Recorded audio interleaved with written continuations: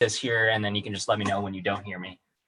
First thing I wanted to start off with actually is just very simply there's a TTM wave that I use. So actually, this is cheating a little bit. So I'm gonna start fresh. So there's a so TTM is part of it. Stands for Trade the Market. It's part of a bunch of kind of licensed studies that John Carter kind of put out for TOS, and I think he had a contract with TradingView as well. But some of his tools are pretty useful. And so I migrated to other tools after that, but I think, this is a good one, in my opinion. So the way to set up the TTM wave, I kind of go over how to do it over here, and just move my screen here. So actually I'll do that later. Yeah. So the way to set up, so this is a built-in study. So if you search under, add studies, John Carter studies, he has all these different studies, right? So it's called the TTM wave. So the first thing you'll notice when you put the TTM wave, this is very different than the TTM squeeze that many of you kind of talk about, right? So, and I'll explain that again. So this blue, so the neon blue and the dark blue, that represents the C wave. It's kind of like an anchor wave, and it's a longer term wave, right? The yellow over here, where you see the dark red and then the yellow, that's the A wave, and that's the short term momentum wave. We just want the A wave as part of this. The whole thesis behind that is you want to let me just admit a few more people. Admit. Okay, so you want to try to get a leading indication, right, from a momentum perspective, right, that a certain play is going to move in a certain direction. The way to use the waves is you combine them with, let's say you draw key support resistance levels, or you draw Fibonacci levels, whatever you use, Ichimoku, EMAs, it doesn't matter, right? But if you've ever noticed, when you draw these key levels, right, the whole time you're thinking, hey, let me just wait. Oh, great, it hit my key level, right? I mean, that's one of the least proactive things you can do from a execution standpoint to make money, right? The whole reason you draw levels is because you want to know the probability of it hitting that level, right? And then, profiting from it, right? Whether it's long or short. And so these waves will help you do that. But okay, so basically, I tell you how to add the TTM wave. It's just the John Carter studies. You need to split the A and the C wave. So I have instructions over here on how to actually do it. So these instructions are kind of very clear on how to split it. So you can kind of read this and split it in your own time. I'm not going to spend an entire session on that. It's really easy. You just have to uncheck a few things and then follow the instructions. I think it's like uncheck this and this. I forget the exact ones, but just follow the instructions. And then basically all you want to see is, the only thing you want to see is, let me just get rid of all this stuff.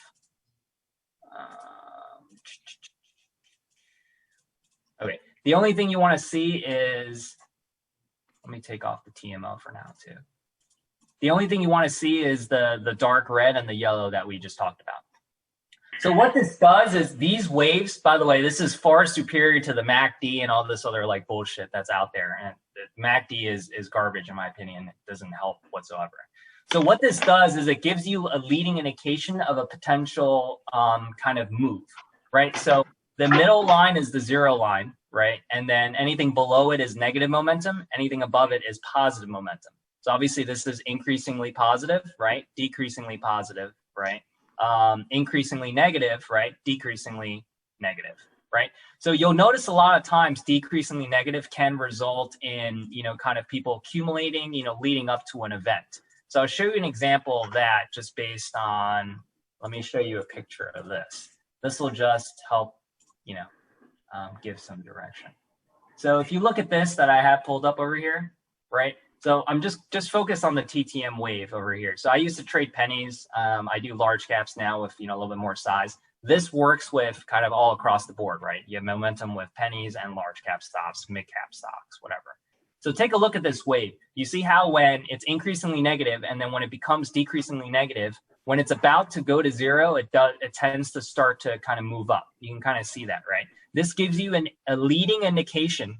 It's not purely accurate. It's just giving you a leading indication of a potential move. It gets your eyes up there. Typically 2 bars is your rule. Once you have 2 bars, it could potentially be moving up. And if you have 5 or 6 of these bars, it's very likely going to be continuing to move up. And when these yellow bars are kind of decreasingly negative over here, you have time to accumulate certain swings and whatnot. So like, for example, like, Workhorse, NIO, some of those like SPACs, right? When they initially popped and they fell down, all those trends like wheat trends, Bitcoin, they'll tend to pop at least once more. So you let them settle out, you let the negative momentum fade, you let the decreasingly negative momentum come into play, and then you let it fire. Now, the whole point, the reason I really like this tool is I'm not changing the style of how you trade, right? You still use your EMAs, you still use whatever, you feel comfortable with, like support zones, resistance zones, right? Especially if an area acts as both support and resistance on a higher time frame, it becomes a bigger zone, right? All those things like, okay, minimum of 5 touches, right? Or you draw fib lines that actually like are good, right? Not just random fib lines. I'll go over that later. But this will help you confirm whether, certain tickers, right, are going to reach the next level or not, right? Just based on how the momentum is setting up. So going back over here, this is showing decreasingly negative momentum. So you see how these bars are starting to curl up. Eventually it makes its way over here, right?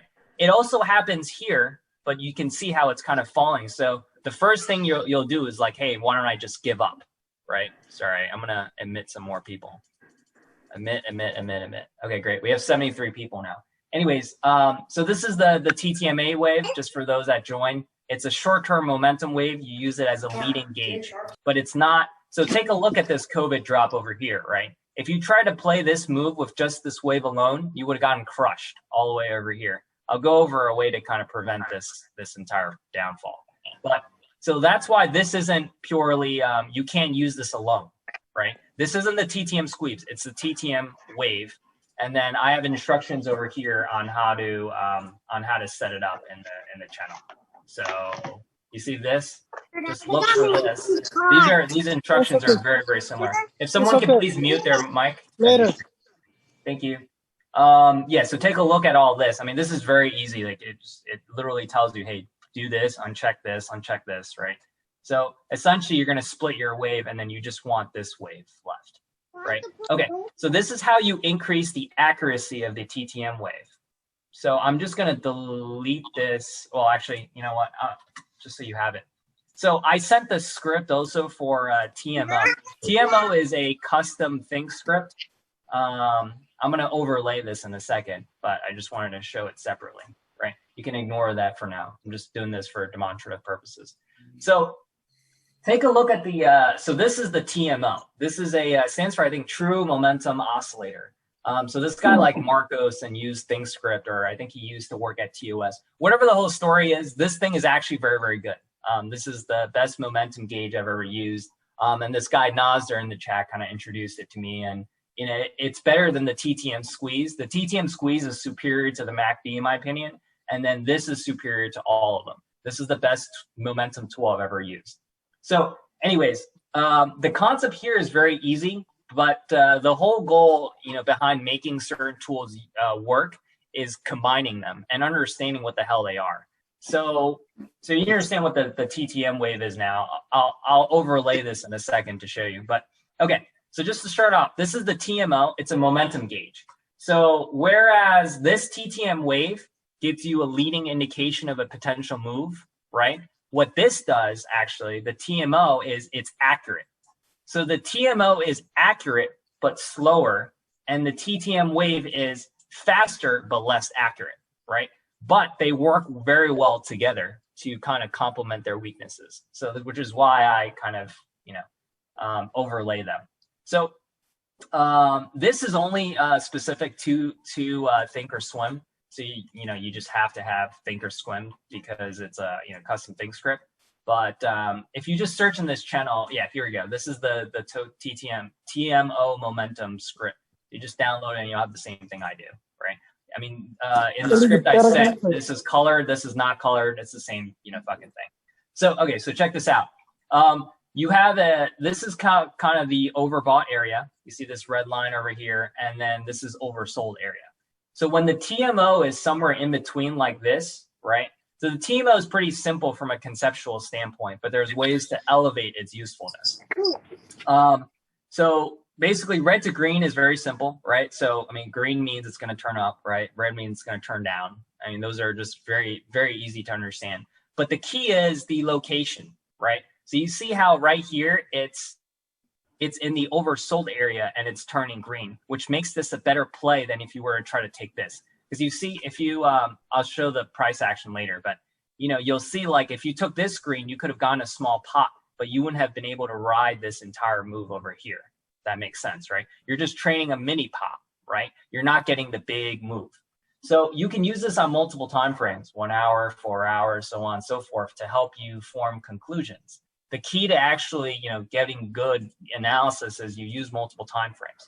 What this does is, let's say you draw key levels and you have these momentum tools, you'll know whether your key levels will get hit, right? By using kind of looking at multiple time frames to drill down. That's another topic for another day, but just wanted to cover this, right? So you can see here during the COVID low, right? When it pulled up here, it's better to buy here. You get a full extension of a move. This is actually a lot bigger than you think it is. It's like nearly 100% or something like that, right? If you go back 3 years, you can kind of see, you don't need to go that far, right? That every move that you take over here is higher probability than every move that you take in the middle. Meaning like you short around here and you go long around here, right? That's just a general gist, or hey, I need to be more careful, right? Look at multiple time frames, there's other stuff, but this will give you kind of a better gauge. I'll provide live examples kind of using it together.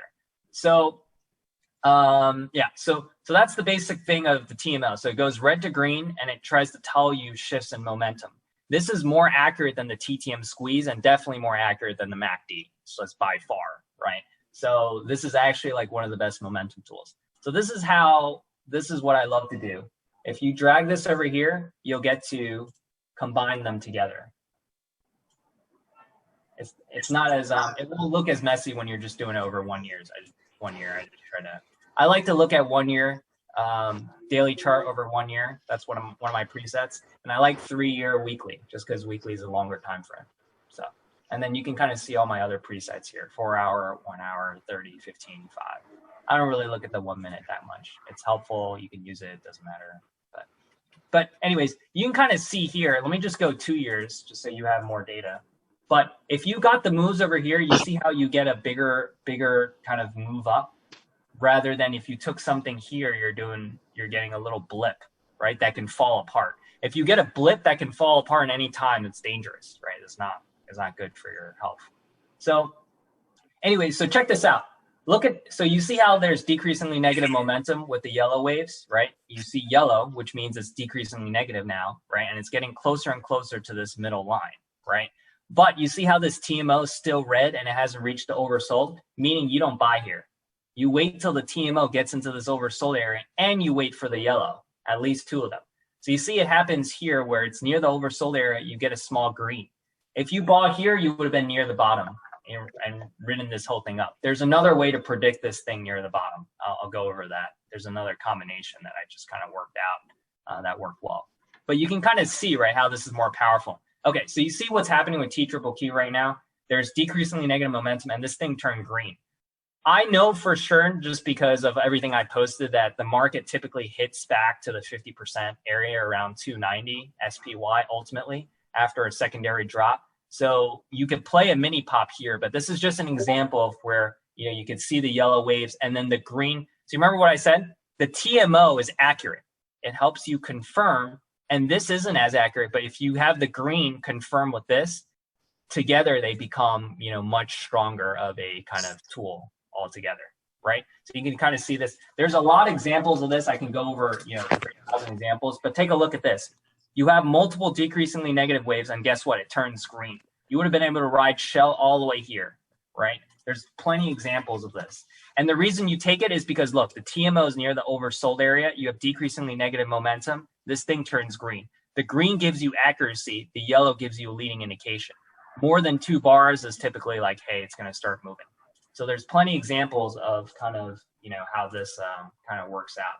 So there's a couple pennies I traded back in the day with like PAVM, but you can see, look, decreasingly negative momentum. All these plays that I had, I only called 1 play every week, and they all went 50, 60, 80% FSC. You see, they all did the same thing. So this just proves that this works on large caps and mid caps. It definitely does, because you know how people are loading and then they decide to pump stuff. That's what this decreasingly negative momentum is representing, right? It's like you're less selling, right? People are starting to accumulate, people are selling less, and then boom, pop, right?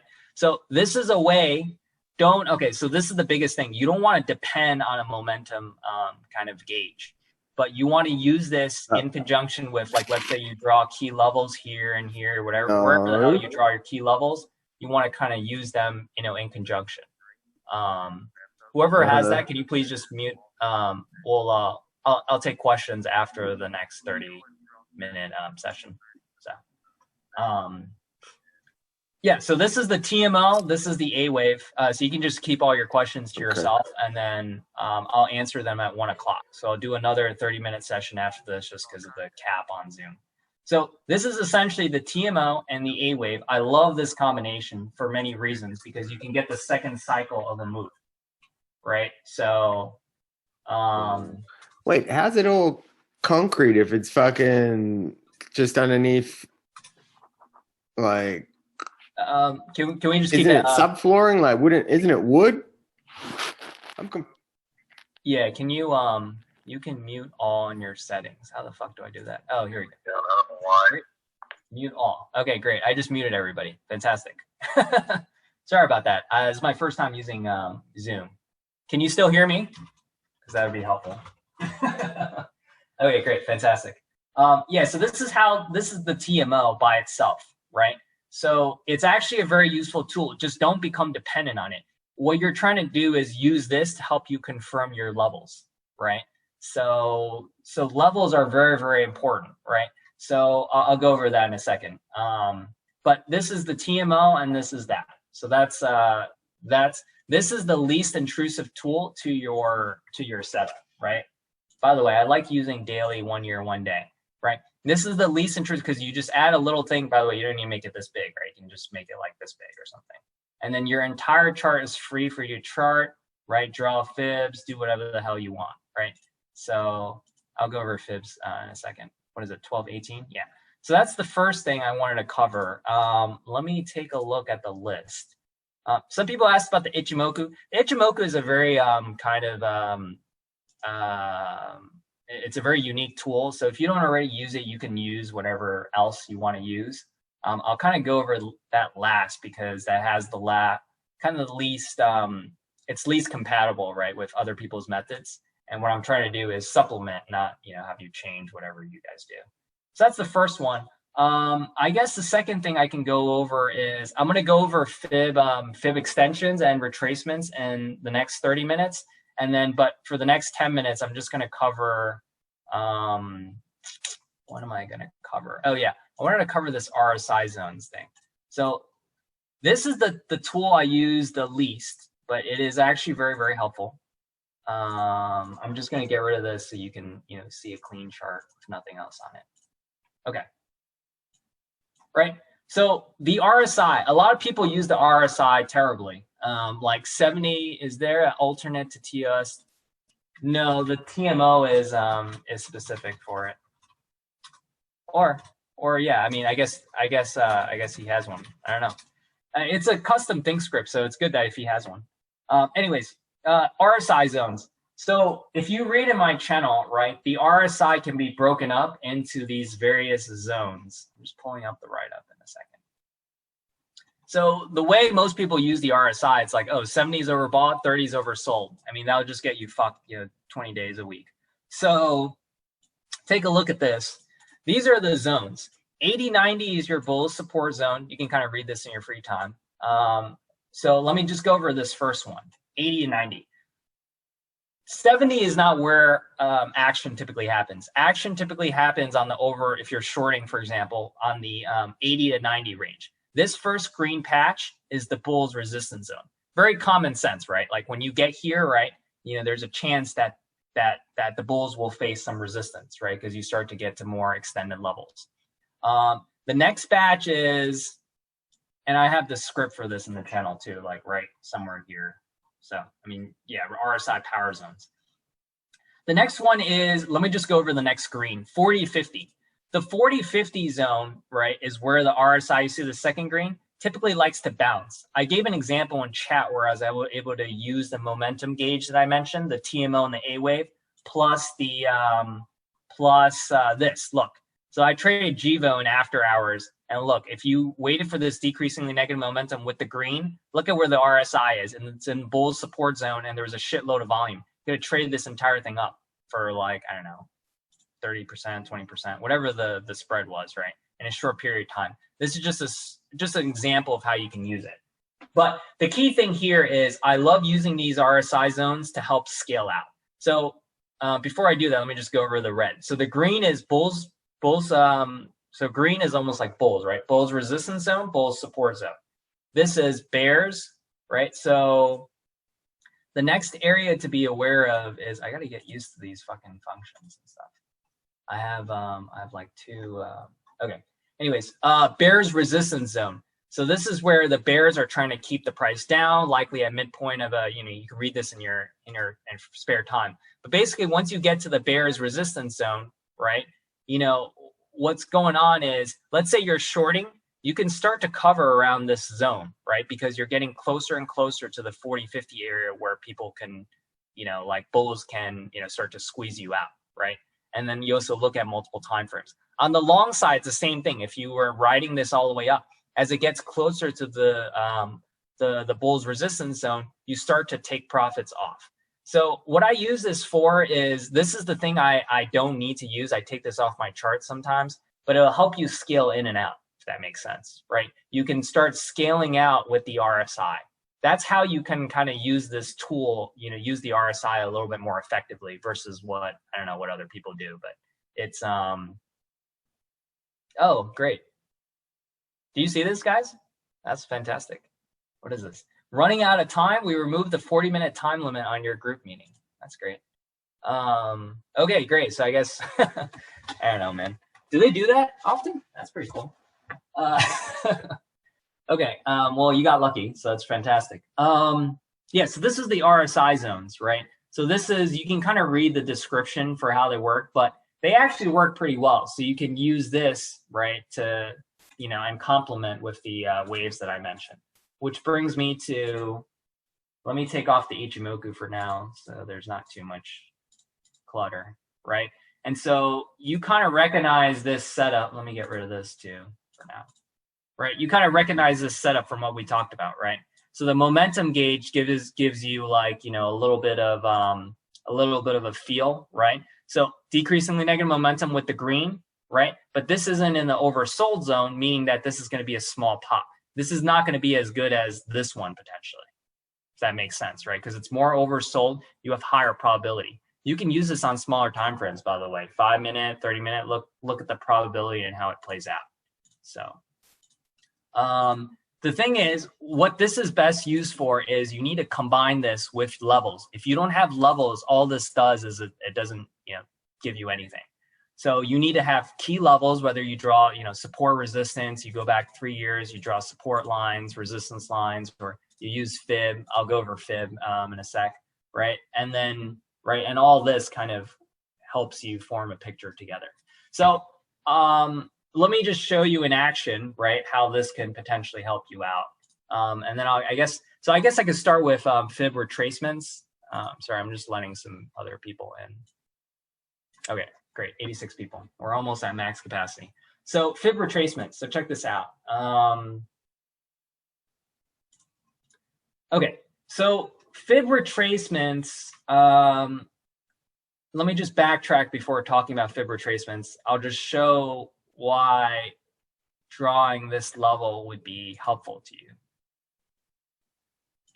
Okay, so these are the fib retracements that I've had on my charts that I've shared kind of throughout, and they've respected it very, very well. Sorry, let me take my pointer off. The reason why it's respected so well is because when you draw fibs, anything you do, you need to have confluence. Confluence means that multiple things together tell you the same thing, right? So that's why drawing the fib from like the March low isn't as helpful actually as drawing it from the June low. You see all these levels were respected, right? I kind of explained this kind of in the room a little bit, but you remember the 328, 329 area? I'm like plus or minus a little bit higher or lower, but it's the same chart basically, right? So all these areas were respected. Let me tell you, 321 has bounced off almost 300 times. Maybe not that many, I exaggerate, but I mean, you get the point, right? It's been very, very respected, right? So you know this is a really good level. The 328 was the first level it bounced off of initially, if you guys remember, right? That was a big level. So you already know that these areas, and guess what? This 78.6 that I have over here, this is actually near the the 200 EMA. Let me demonstrate. Where is the EMA? Exponential. It's this piece of shit. So I actually use TradingView a lot, but there's certain things custom to TOS that I don't have here. So okay, you guys see that line? See how it's really close to this fib? I could actually be super close and nail my eyes over here, but you can see how it's super close to the fib, to the 78.6, right? So you basically have the fibs that you drew has 321 as a key level, has near the 200 EMA. The 328 has been bouncing off really well. If you look at these hourly charts and how they kind of match up, right? Just but meaning past couple of days, if you were watching the market, whatever, right? It's very it's important to look at SPY, right? Especially when there's a lot of market weakness, because guess what? All these stocks will bounce off these levels. So if you bought Tesla, for example, near the 328, near whatever, right? You would have been getting huge moves of 30, 40%. You basically buy near the low of the SPY at a key level, right? For a stock. It could also be Bitcoin, whatever you want to buy, right? But buying at these key levels means you go with the market, right? Your stock runs with the market. Your stock doesn't, move against the market. So that's why some of these key levels are kind of fantastic. Ignore everything below here. I'll go over that in a second. But this is just an example. Why'd you choose June? Yeah, let me go through fibs separately. I'm just trying to demonstrate the momentum, and then I'll go through fibs in literally 5 minutes. Retracements and extensions. And that's not the reason, by the way, not through the volatility. That has nothing to do with anything. It's what it has to do with is confluence. Confluence is where multiple tools will help you match things together. So anyways, I just wanted to go over kind of how you can use this together. So you see this, right? The TMO is near the oversold area, but it's not oversold, but it's starting to turn up here, right? So if you were if you were going to enter a position in the stock, right? That's decreasingly negative. It's about to pop, and the TMO still has all this room to go up before it becomes overbought, if you will, right? So for example, you can buy near, right? If this is the level, right, you would buy near here, right, near the 200 EMA, and then run it up basically through this to the next level, and then you try to see how much resistance is above. So this is okay. So let me just cover fibs. This is just an example of how you can use this. You find a key level, and then you see how far it can go kind of through that key level. You can kind of see how when we hit here, right, the TMO started to be overbought, oversold here, right, near this 3, Roy's put extension on from 2. Yeah, you could use this in intraday, daily, whatever. You can use this on any time frame, right? So some people are against indicators, and I know a lot of indicators are actually just bullshit, but a lot of indicators, what make them actually helpful is when you combine them like I did over here, right? And so the TMO is accurate, but it's not fast enough. It lags, right? But the A wave, gives you a leading indication. So you see this over here, you would have avoided this entire drop if you waited for the TMO with the yellow, right? You would have been able to move on the way up. You could have done this I could demonstrate this with a million stocks. But look at this, look. Decreasingly negative momentum, Tesla. Everybody loves this piece of shit, right? Oversold, decreasing negative momentum. This is a better move than buying over here. Make sense? Even though you could have made money over here just because Tesla is a monster, right? Right? This just gives you example.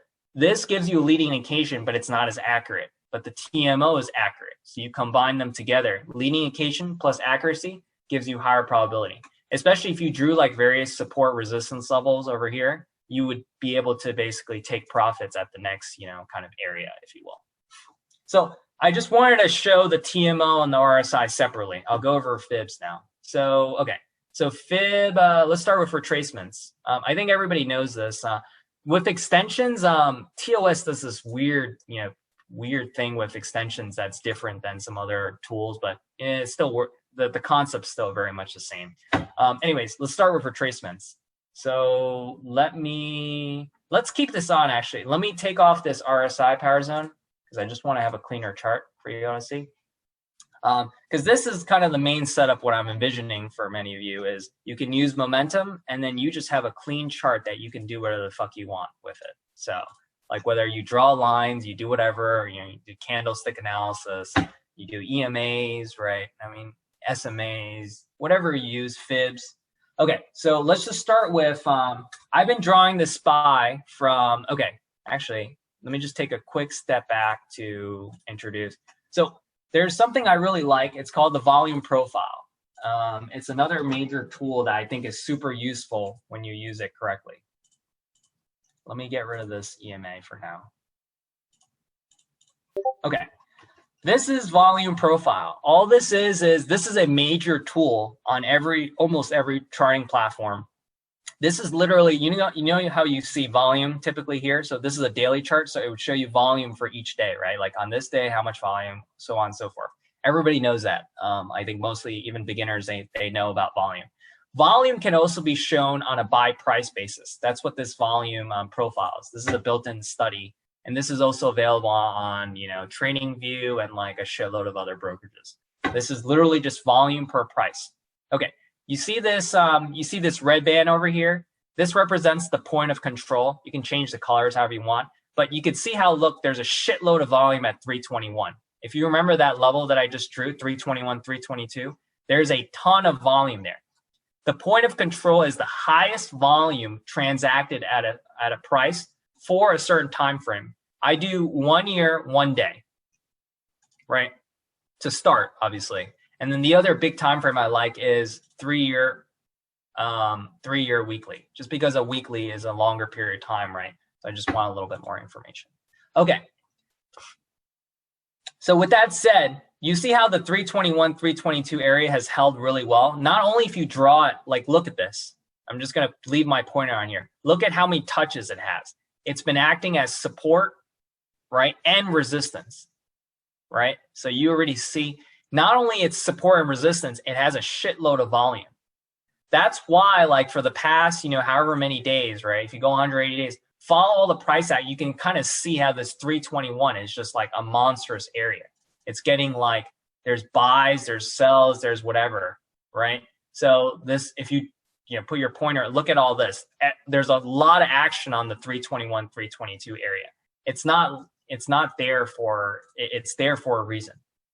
So the volume point of control, I love using this with Fibonacci, and credit to kind of Nasder in here for introducing it. But basically, I love using VPOC. There's this guy Jordan in the room who mentioned VPOC. I tested it out, and it works really well with fibs. And so that's why I really like this. So check this out now. So now I'm gonna just draw a fib.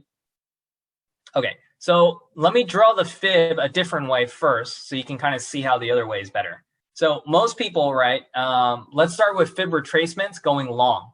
Retracements, you basically try to trade impulse patterns. That's what all the videos talk to you about, right? So you go here, here, here, here, here, right? It's just basically up, down, and it's you do it on trending markets.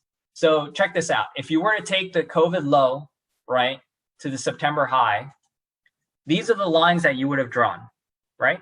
These aren't necessarily bad areas. You can kind of see where, they line up. But you see where the volume profile is in respect to these areas. It's not really, this is kind of a very extreme case. Although the one big takeaway you want to take from this is take a look at the 50% area, right? The 50% area is a key area in that when you have these big, like kind of moves up, like basically a V-shaped pattern, think trade war 2, right? During these secondary drops, you will actually hit this 280, this 50% midpoint very, very often. What that means is that you want to kind of think about this as, I gotta let some more people in, but you got to think about this as kind of like, hey, this is a significant downside area, right? That has a good probability of hitting ultimately. So when you buy closer to this 50% area, let's say you're not thinking too much, right? You get better and better. The other area is the 60, just right above here. And you'll see it's near like 275, right? It's a little bit above this 61.8 fib, right? So the 40 and the 50 area for these type of pullbacks, you want to just keep that in mind because you're not trying to buy SPY. I mean, you can if you want, but you can load up a ton of other shit and stocks at these prices, right? So just know that, you know, at around these prices, you'll get better risk reward than if you were to buy up here, right? Where you can play for kangaroo bounces and whatnot. So you can see this. So look at this fib that we drew.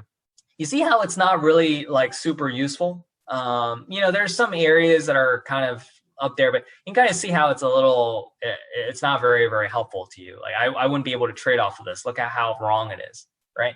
So technically when you draw from a swing low to a swing high, you know, you're drawing a correct fib, but what's the whole point of you drawing fibs, right? You need to make money off of it. If you don't make money on fibs, that's just, right? I mean, you're doing random drawing. So people just do this and then they stop and they're like, hey, great, fantastic. Okay, now I have these fib levels, you know.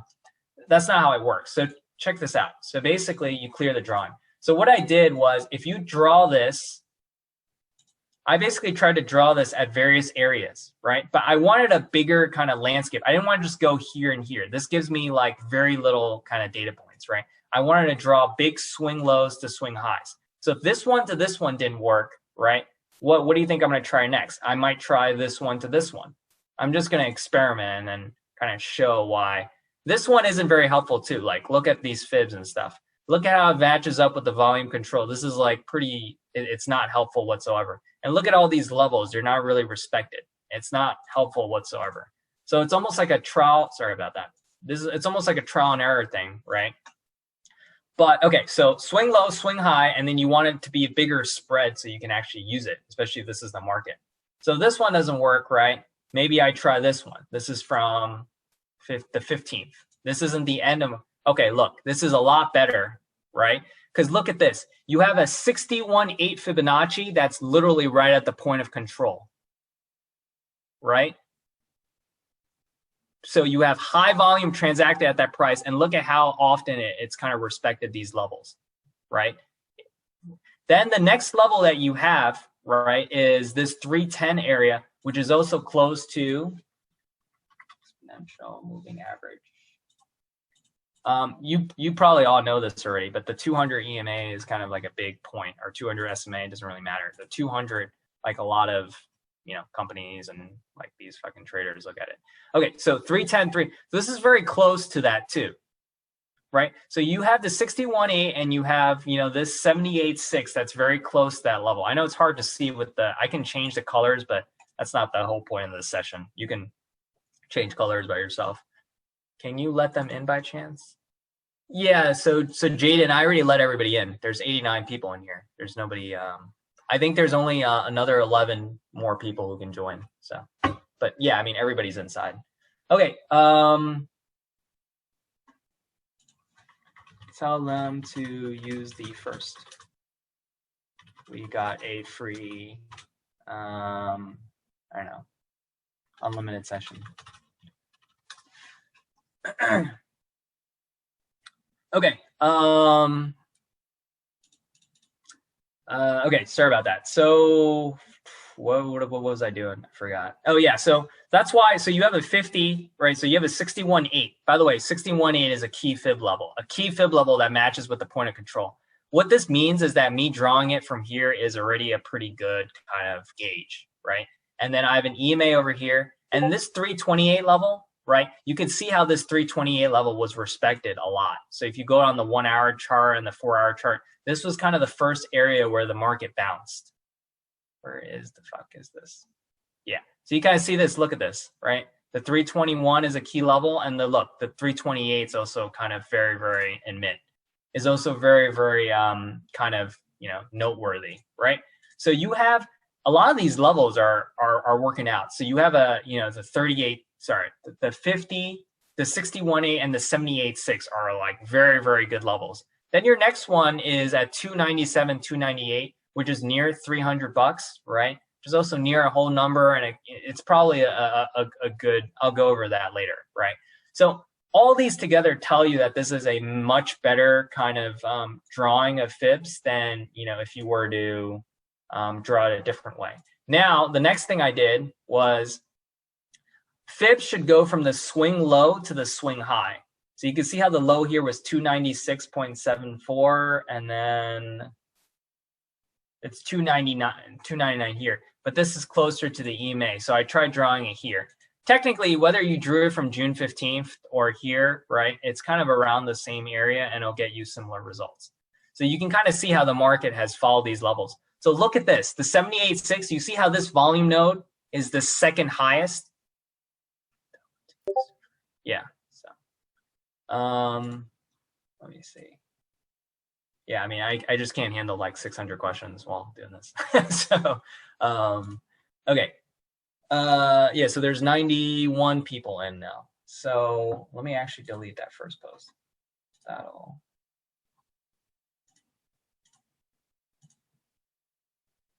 Yeah, freak. Look, it's like it never existed. Fantastic. Great. So, okay. So the next thing is okay, yeah. So that's why this drawing this area, you see how this level. So when you draw fibs, don't just like randomly do swing low, swing high, right? Technically, if you do swing low, swing high anywhere, it's useful, right?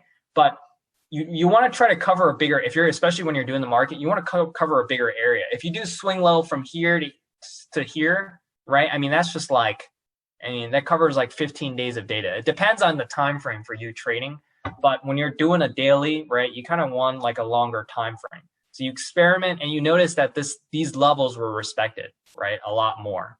This is the daily chart. So if you zoom into like a 4 hour, let me just hit admit. So there's 92 participants now, right? You can kind of see, look at all these levels. You see how they get respected so well? 328.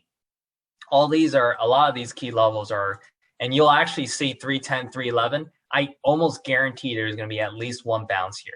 This is the second highest volume node. It's near the 200 EMA, right?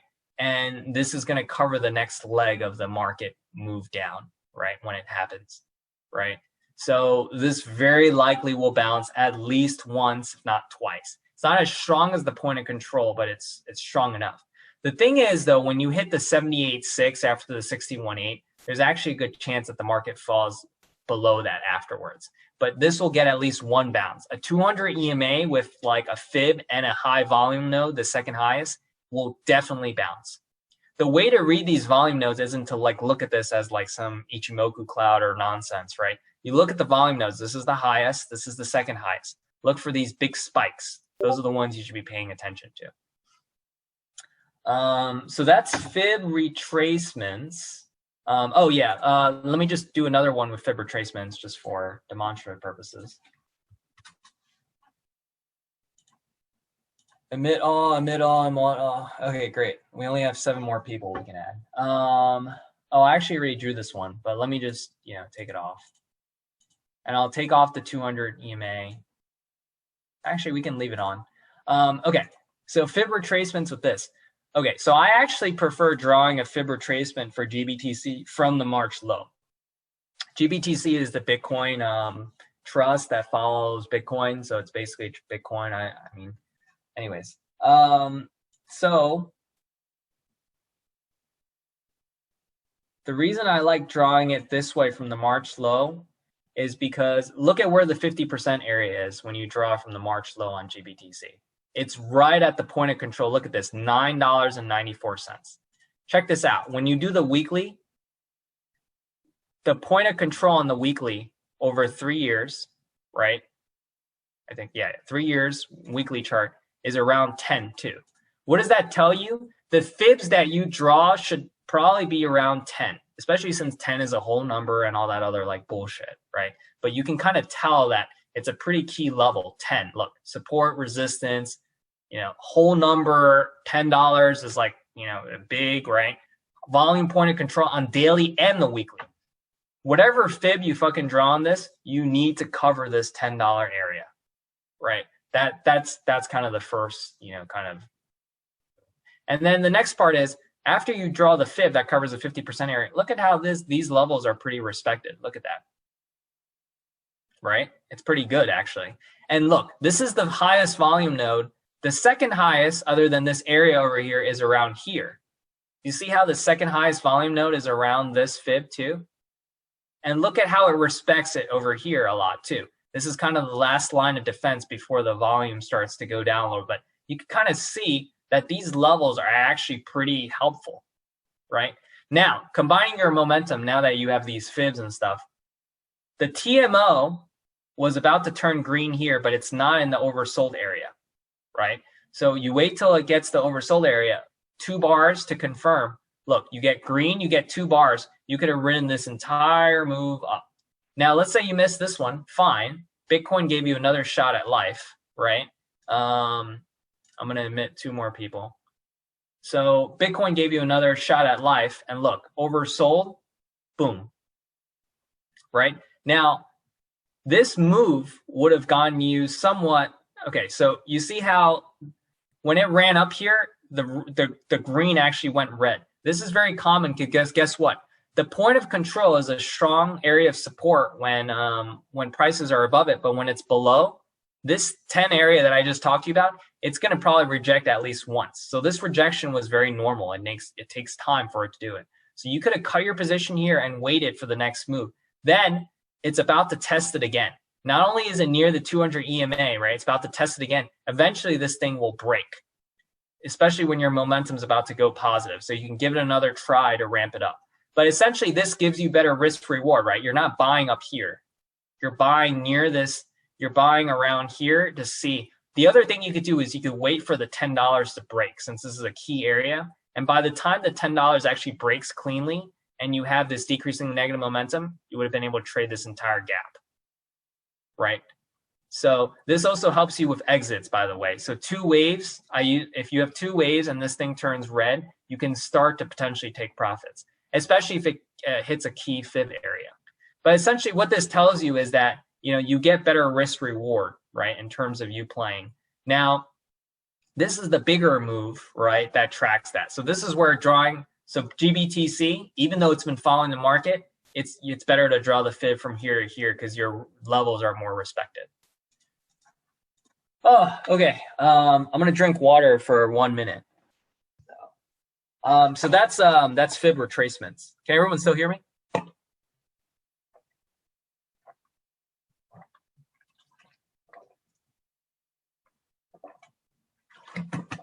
Okay, so those were 2 examples of fib retracements on Bitcoin and the market. It can't get any better than that. If it works, if you can draw things properly, you can kind of see how it's useful. I'm not going to do like another 60 examples of this, but this is just, examples.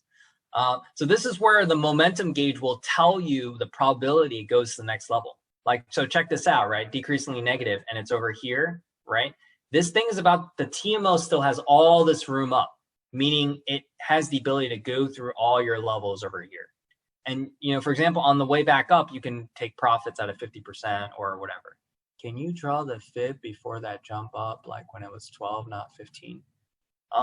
Okay, so I'll answer that one question and then save questions later. So before the jump up, so at 12, why would you draw it here? Okay, so check this out. So fib retracements, no, you can't draw at 12. 12 is the high. So with fib retracements, when you go long, you draw, for example, from the swing low to swing high. I wouldn't recommend this level, by the way, but swing low to swing high, right, on all these impulse waves, right? They're impulse because it goes dun, dun, dun, dun. You get the whole point. So the thing is, you don't start from, so that's the long side, right? Because you're trying to go long on a retracement down. On the short side, right, you draw from the swing high to the swing low. Right? You draw swing high, swing low. Just ignore all this stuff. You draw swing high to swing low, right? And then you try to basically short, right? So anyways, these aren't good levels to draw, by the way. I'm just kind of demonstrating how it works. So swing high, swing low, swing low, swing high for a long, which makes perfect sense, right? Because you're trying to see where it's going to retrace. And then swing high, swing low for shorts, right? Because you're trying to see, hey, what levels can I short?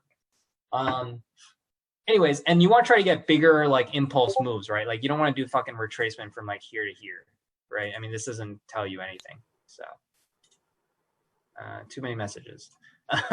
Okay, so yeah, so I mean, I think that's enough with fib retracements. Let's do extensions next. I want to get rid of this EMA just for cleaning sakes, and then let's go back to spine. Okay, so fib extensions. What are your settings for TTM squeeze? Not using the TTM squeeze. It's the A wave.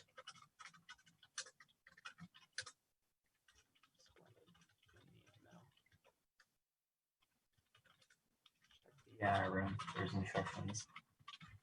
Yeah, so I mean, to answer your question, my education channel has like how to set up the TTM wave and how to split it up, and I went over it kind of in the beginning of the session. But the instructions are like very clear. It literally just tells you like press this button, press this button, press this button, press this button. I mean, can't be any clearer than that. Like this thing, this is like, next, click the edit studies icon. I mean, you get the whole point. It's very, very kind of straightforward. So,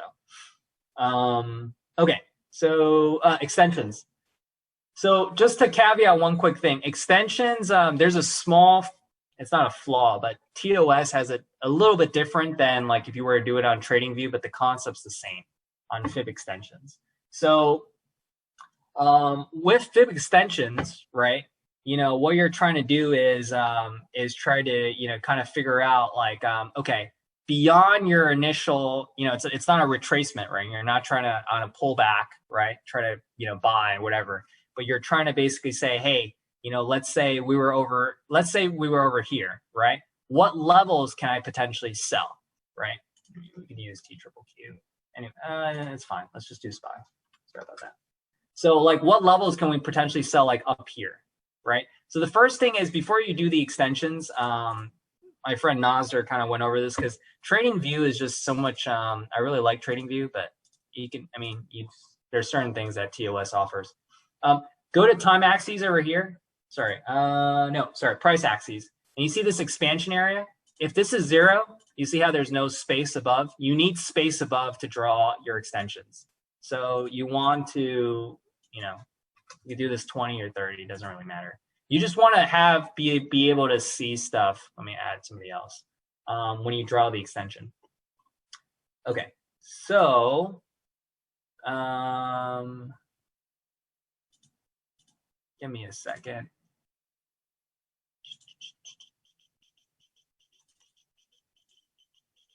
Okay, anyways, okay, so check this out. So, okay. So this is the way you would draw the extension, right? So let's start with swing low to swing high, right? So what you're doing is, let's say you're assuming this is the high and this is the low, right? You're basically going like this. You're drawing from the swing low to the swing high this way, but you want to match it up with this level. So you see how it's going here? And then you want to match it up with that level over here, just somewhere on the right. Fuck this, man. And then do that. That make sense? So a lot of other software tools will actually, I forget what they do. So a lot of other software tools like TradingView and other things, they'll make you do it this way.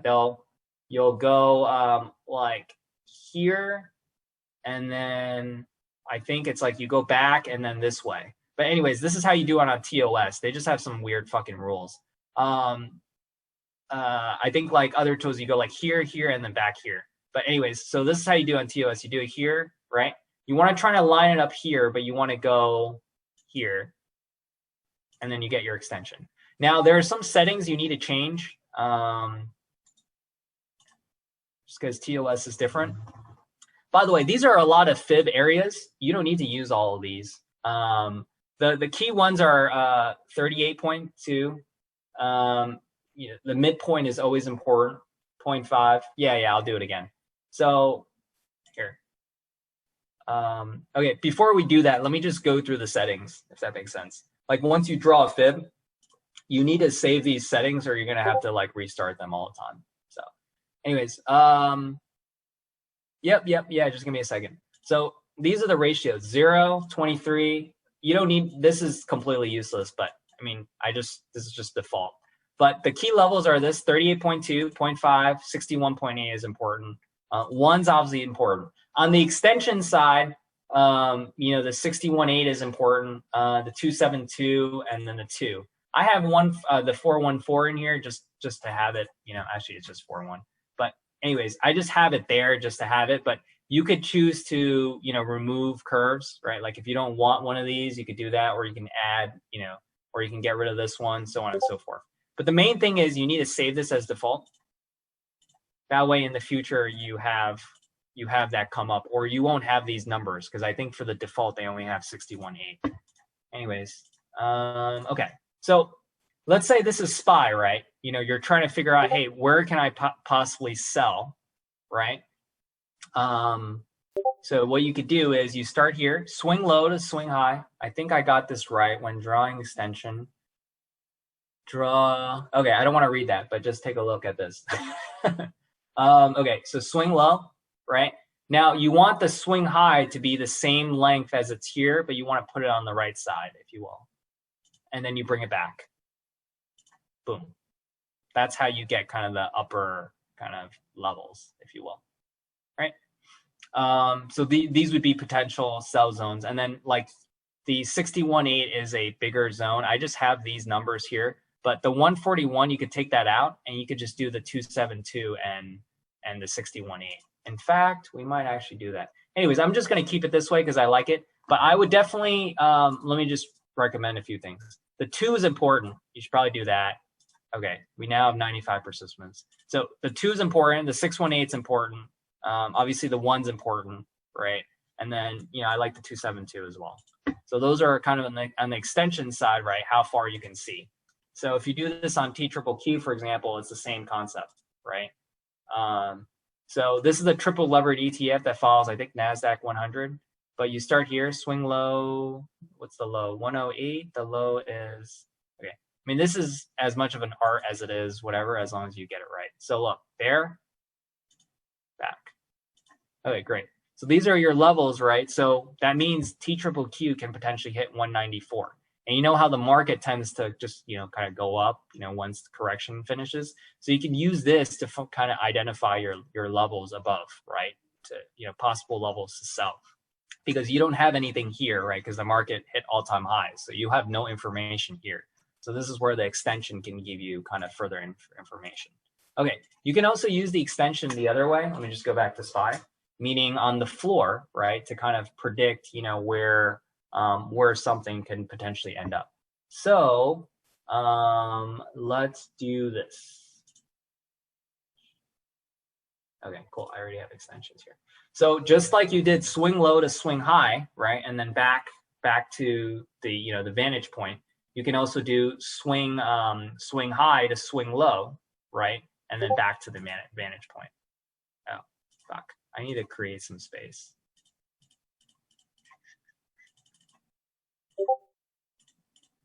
Okay, great. The space is just so you can see the numbers, or you just won't be able to see it.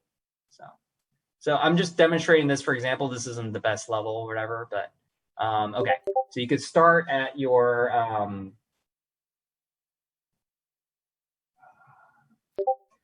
swing high to swing low, right? And then head back. So you have kind of levels below. See? So now you have levels kind of above. Would you use extensions on SPAC stops that I mean, so, I don't know how to answer that question. It's just, you can use this with anything to give you levels and try to figure things out, right? So it just gives you you'll notice actually that if you draw the levels correctly at the right places and you actually take the highs and the lows, a lot of these areas will actually hit on the extensions. And yes, you can use them. You can use them there, of course. But the thing is with SPACs, right? You want to try to combine this with the momentum aspect of it too. So this is where you can use certain tools together. Let me just delete this.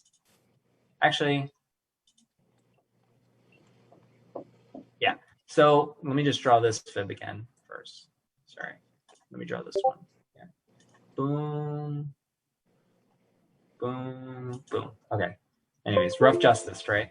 There should be a 27.2 here. I don't know why it didn't appear. It's probably because, I don't know, I have to figure that out. I think it's just because some of the text is being hidden, but you can kind of see it's at 369.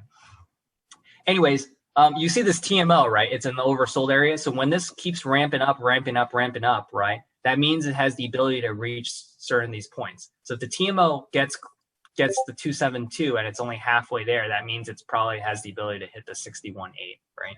So on and so forth. So you could use this to get a gauge as how much farther it can go up. And this momentum wave will tell you whether it's going to potentially slow down.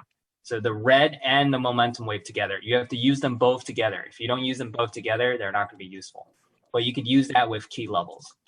Okay, so I think I covered, so that's extensions and that's retracements, right? So that's basically Fibonacci. There's actually another thing in Fib. It's called time retracements. I've actually never used them before, but apparently you can kind of try to predict the time, right, that something's going to happen.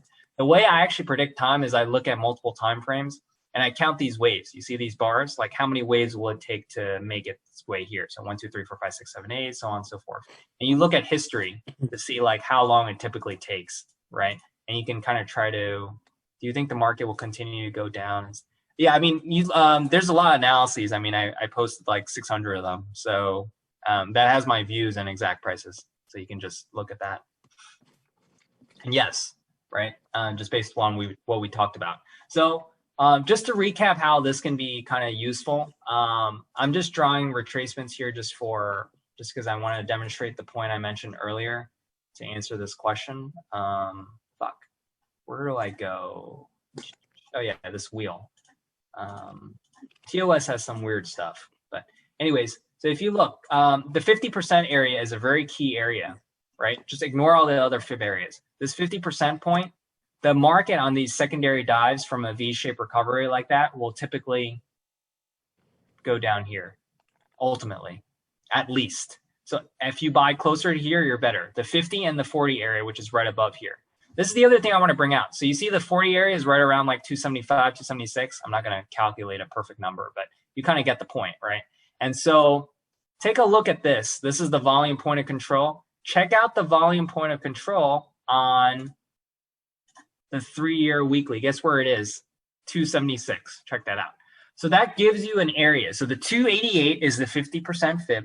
We're not trying to scare you, right, into saying, hey, the market's going to drop that low. But you need to be prepared for, kind of worst case scenarios so you can scale properly, or else you're just buying all over the place. And then you can day trade, right?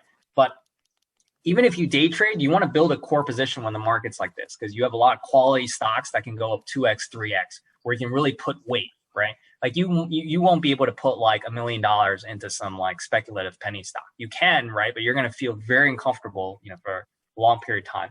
If you do like a triple levered ETF, whatever, all these things within 3 months, they'll double basically. I personally switched to drawing to open, close instead of high to low. Yeah, no. So the thing with fibs, just so everybody knows, body to body, wick to wick. You can't do wick to body. I see people like that doesn't make any sense, right? Things need to be similar, right? You need to do body to body, wick to wick, body to body, wick to wick. It doesn't make sense to just, right, to do body to wick. I mean, you're just going to get wrong fib levels that don't work. So anyways, you see this 276. So this kind of aligns with this whole theory where 50% level and then the 60, right? So around this area, if I buy closer to these areas, I will be in very, very good shape. And obviously 300 is a whole number that's really close to that. So if 300 is a whole number really close to that, you don't need to buy SPY that time or TQQQ. You can buy shit like Tesla and some other like Beyond, Roku, whatever is extended at that time. You need to see how much those stocks actually fall. Like Roku hasn't really fallen too much. So, you might want to take a look at another momentum play or like mid cap. And there's this like company, I forget the name of it, but that also moves a lot. But, there's a bunch of tech stocks, right, that probably, appreciate quite a bit, And so you could use those, right, as you can look at that versus something else.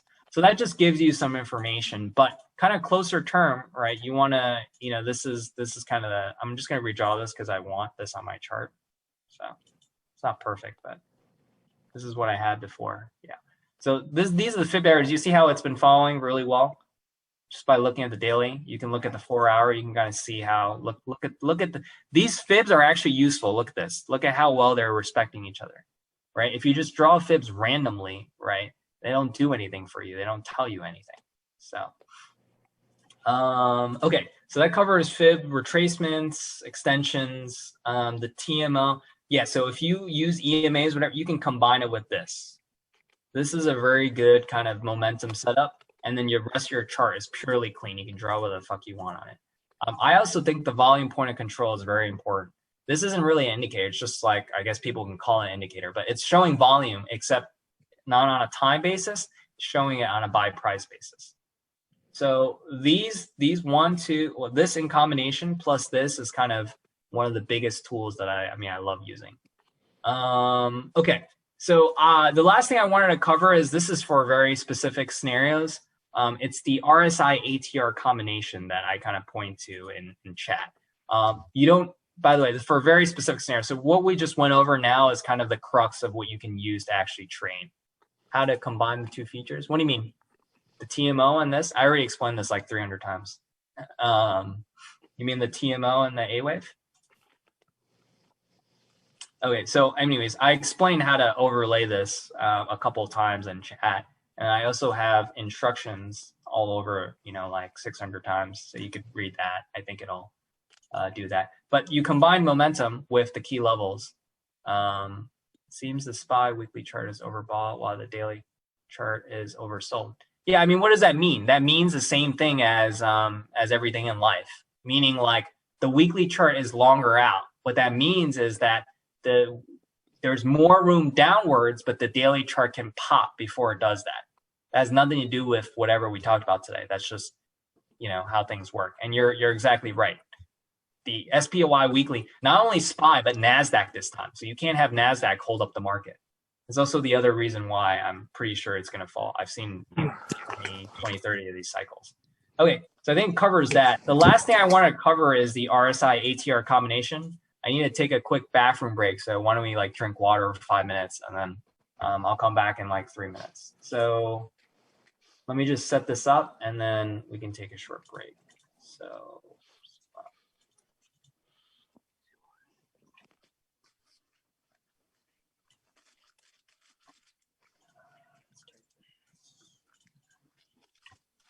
Okay, great. Just give me 5 minutes.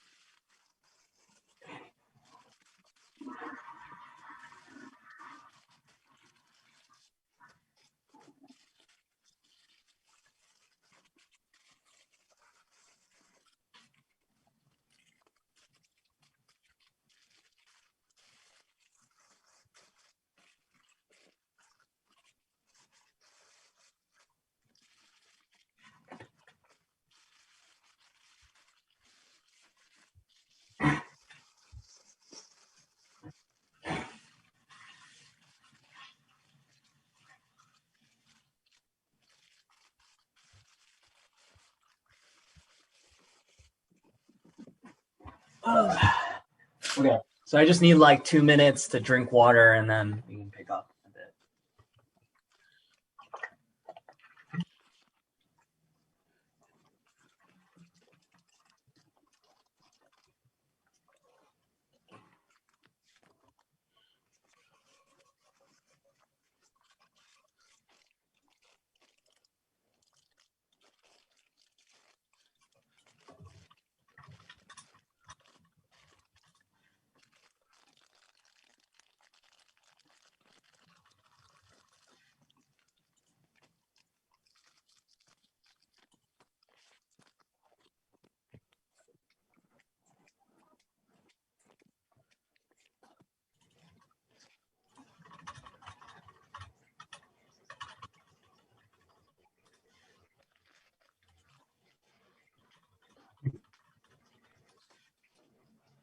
I know this is an old phone, but Okay. You ready to start back up? Let me say mute all. I love this. It's fantastic. Holy crap! Somebody just like it's like 6 paragraphs of words. Yeah, I'm not going to tell you how to do things, but my SPY analyses, I mean, basically tell you what to do. So, so you can just read it, read SPY. So, yeah, I mean, the key thing, right, is if you want to load up kind of your 401ks, if you have more capital or just stocks, whatever, you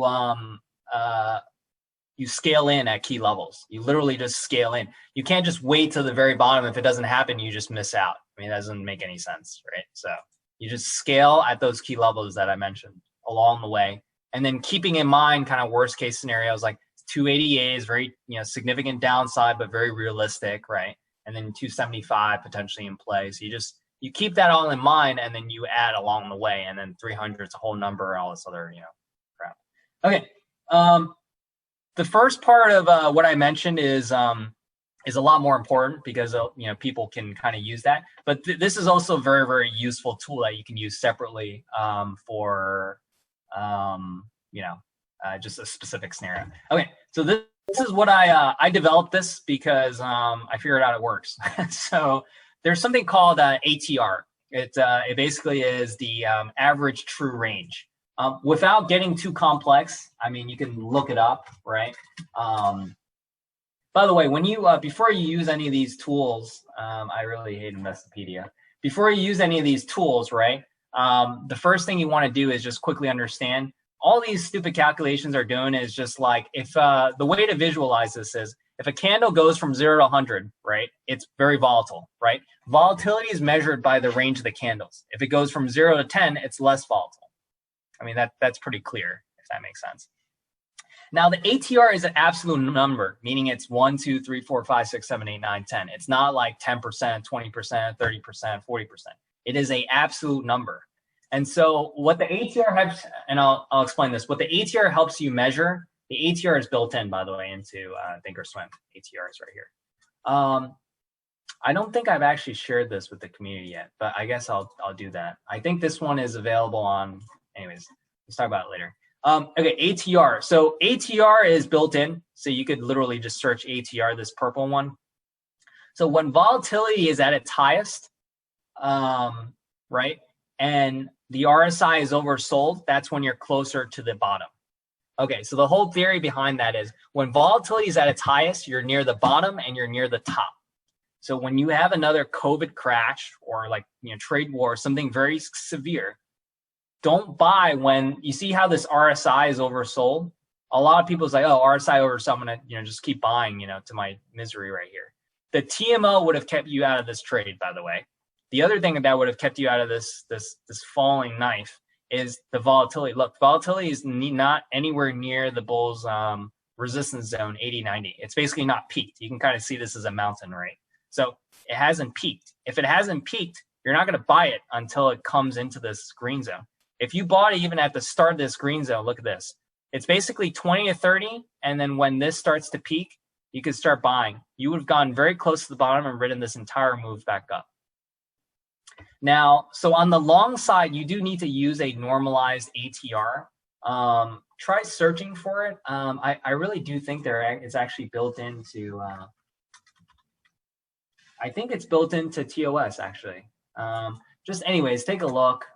Normalized ATR is just the same concept, but it's taking a percentage. So just hear me out. So the reason why the ATR works in the way I drew it out is because the ATR by itself is just a number. So Tesla, for example, is, it used to be like a $2,000 stock, right? Versus like a penny stock that's at 20. So 1,000 for Tesla, right? Versus 20 for a penny stock doesn't mean anything. You would think Tesla's more volatile, but certain pennies are actually way more volatile than Tesla. So the numbers don't do anything for you. What does is what I did in TOS was I overlaid the ATR with the RSI. When you overlay them together, what they do for you is they create a relative value. You see these percentages, 100, 80, 60, 40, 20, 0. So this basically says relative to the RSI, the ATR is this volatile. That's why this actually works. I'll give you a good example. Look, Tesla, boom. spike, you need this orange one. Let me actually just, maybe I just share it in the chat right now.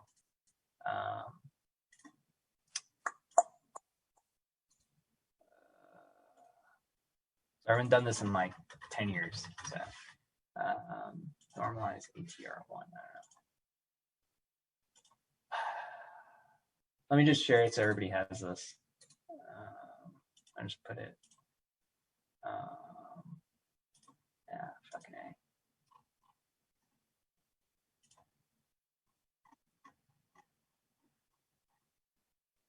Where is the ATR? I can search for it, but I'm pretty familiar with this channel. So just give me 2 seconds. This is actually important to making the thing work. ATR. Holy crap. I really can't find my own write-up. This is like ridiculous. LRC. Example. FLWS. Yeah, man. Holy crap. Sorry. I'm just, I'm struggling to find what I wrote because there's so much. Oh, here we go.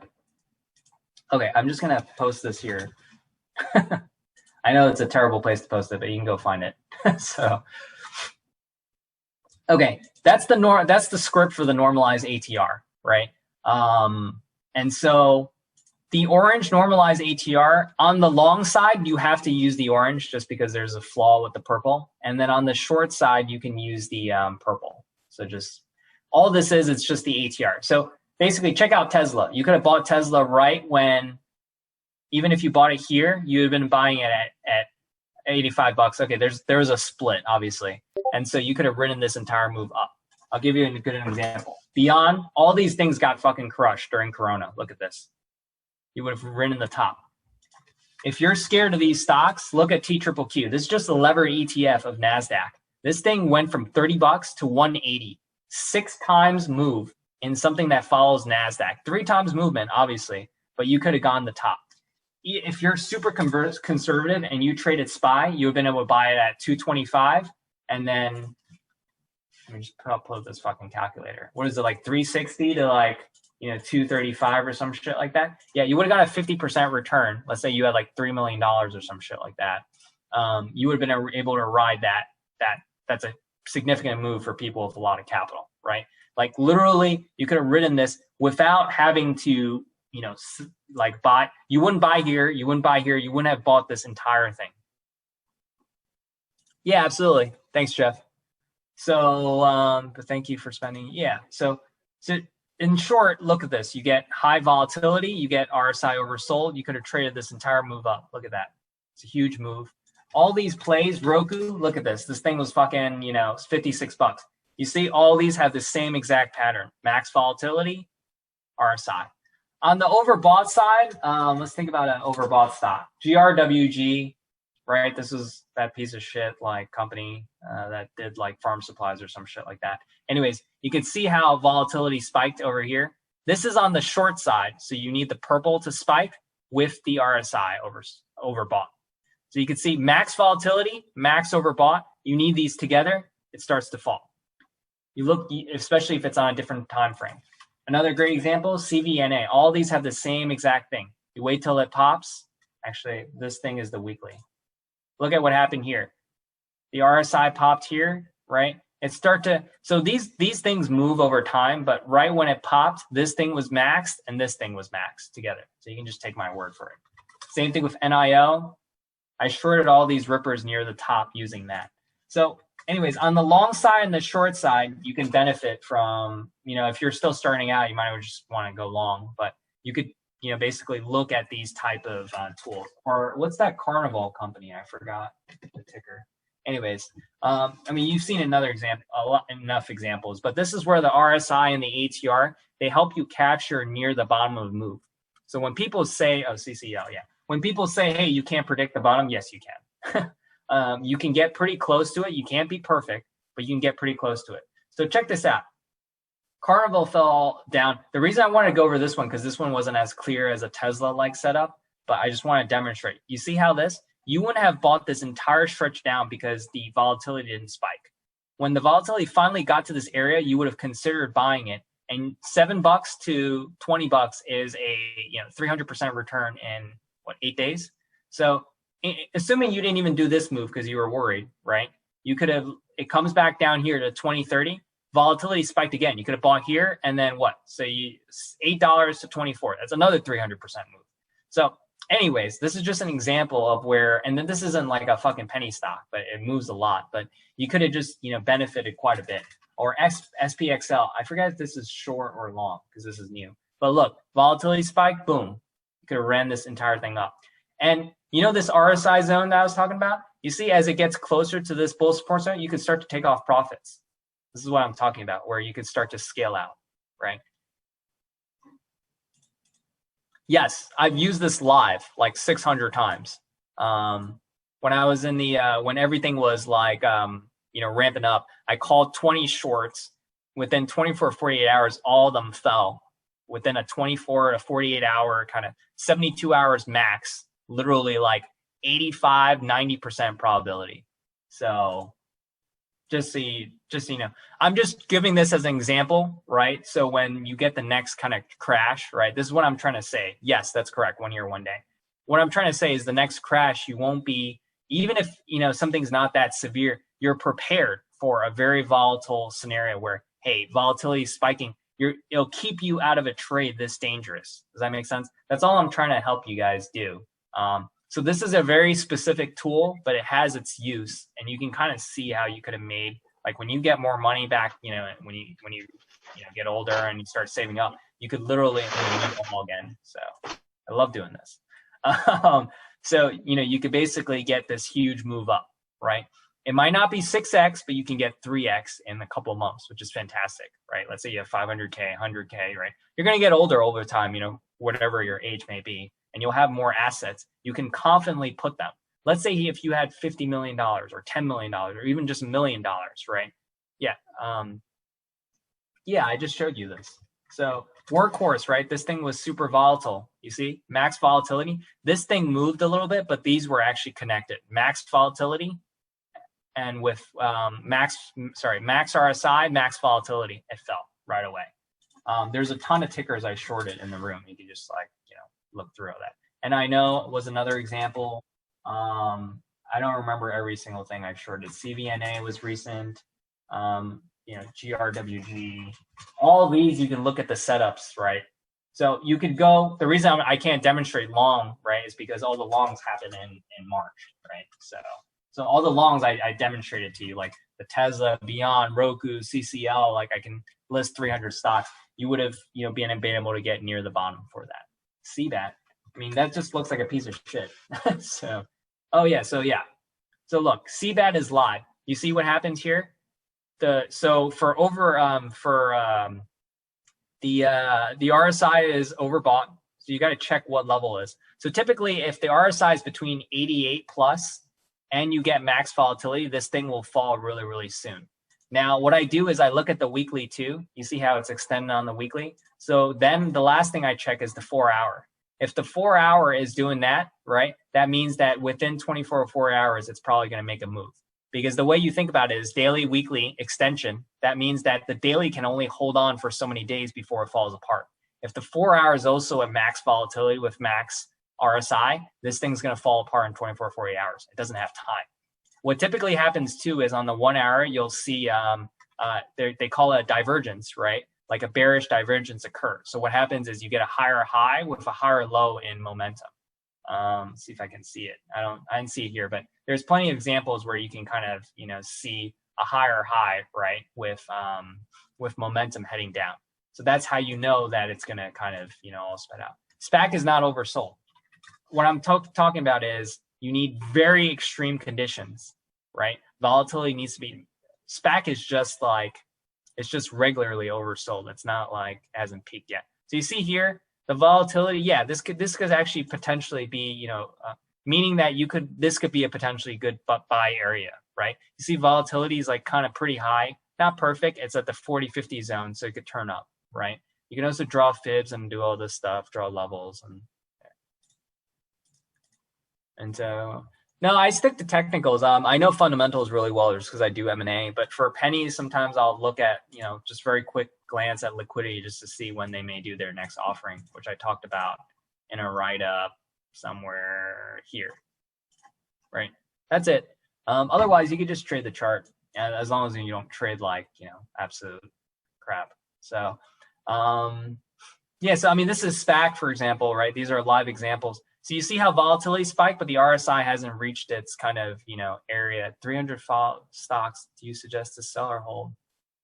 350, oh, shares. You mean shares? Probably mean shares. So, VLO, I mean, okay, so I don't want to give like buy, hold recommendations. You can use these tools, however you want. So, and use that to help you determine a picture. So if I were to look at, let me just do one live example just so you can kind of see, and then I'll give you my view, and then that'll combine some of the tools. Is this VLO? Okay, so VLO, you see this momentum gauge? It's near the oversold area, but it's not quite there, so it potentially has more room. It went past the 40-50 area, so now it's in the bears support zone. So the bears could cover and potentially drag this back up. But you see the momentum isn't really great, right? You want to try to trade the momentum back up like this. You see this decreasingly negative momentum. You want to try to trade the momentum back up, not like this. This is like looks like a falling sky. And especially energy companies, right? They could be impacted, because oil traditionally has followed the market, right? And so, absence that contango that appeared in kind of April, May, time frame, right? So it's not really good. So that's the daily chart. Look at the weekly. Look at how much room the weekly has to go.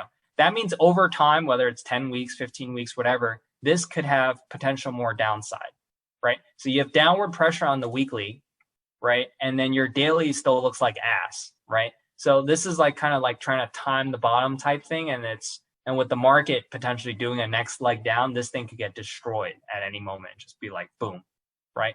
So it's not a good play. You want to try to trade things on an upswing, right?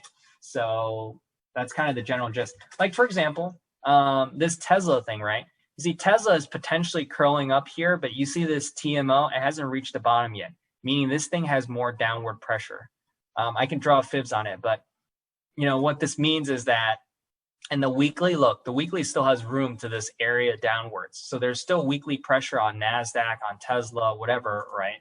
And so I actually like Tesla anywhere sub 400 just for, longer term and stuff. And I like 300 to 350 buys, just based on all the analyses that I've done, right? But, in general, like, yes, you could take this move, but this could be one of those mini pops, you see, because it could be curling halfway. So remember I went over this before. So look at this 3 years and look at how there's a lot of moves that are just like when it turns red to green, it's like a halfway turn up. It doesn't go. The ones on the bottom are kind of higher certainty. By bottom, I mean like, kind of see how this is positioned like this, right? Potentially curling up. That's a better setup than kind of, so the momentum will help you. Yeah, you draw your key levels, right? I just have the Ichimoku. I don't have time to go over that right now, but you'll have time to trade the whole kind of move up, if you will. So I think that combines the TMO, volume point of control, RSI, ATR. So I think that was a pretty productive session. I'm gonna okay. How about let's do this. I'll take 5 minutes of kind of charting related questions, and then I'm just gonna hop on Atlas Open Voice, and then we can ask like other other stuff over that. Cool. So let's stick to charting questions for the next like 10 minutes.